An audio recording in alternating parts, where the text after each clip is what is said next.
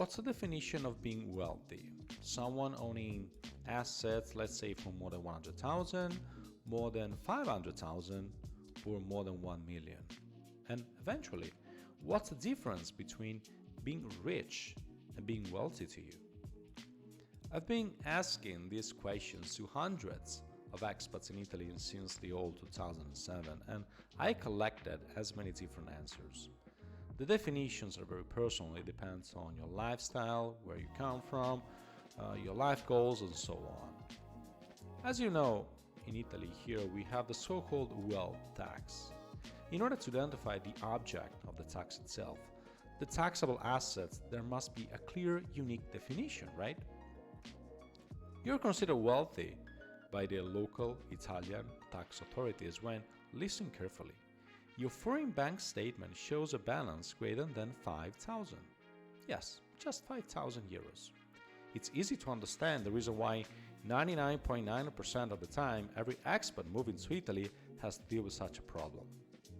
In few words, when you become a tax resident in Italy, you have to pay taxes simply because you own something. It could be a property abroad, an investment account, crypto portfolio, retirement account, whatever. In the Italian tax return here, there is a special framework just for those figures.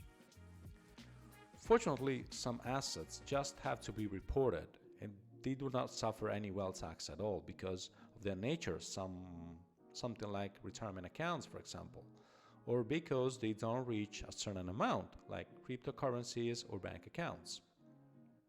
Generally, you have to pay a once in a year 34 euros for each foreign bank account, a fixed 0.2% on investments and passive income accounts, and a flat 0.76% for foreign real estate, regardless of the use of the property in the other country, even though it's your primary residence.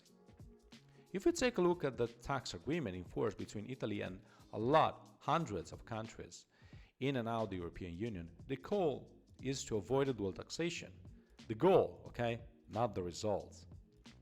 In fact, while you can offset and deduct foreign property taxes paid in the other country of origin, very rarely you can do the same for investments and capital gains. Oh, I almost forgot. In case of capital gains here in Italy, you suffer a fixed 26% of the difference between purchase value and the selling value, only if you cash out. And if you're not compliant with the reporting, the Italian Revenue Agency has up to 8 years to investigate on your foreign assets by collecting information its own way by the common reporting standards. So they will have time to get back to you with penalties, fines, and interest for unpaid taxes. The benefit of hiring a tax professional in Italy, in this case, with a deep knowledge of international tax agreements, is to be able to follow the fiscal obligations in Italy without losing a penny regarding foreign tax credits given. I'm giving you an example showing you the difference between being superficial and being honest. Let's say you have a foreign bank account with 100,000 balance, okay? Pure cash or savings account. The total due as well tax would be 34 euros per year. So the cost of being compliant would be just 34 euros, plus any consultant's fees for the filing if you're going to hire a tax professional here in Italy. On the other side, doing nothing can cost you between 3 to 15% of the bank statement per year. Did it give you a good reason now to pay the wealth tax in time?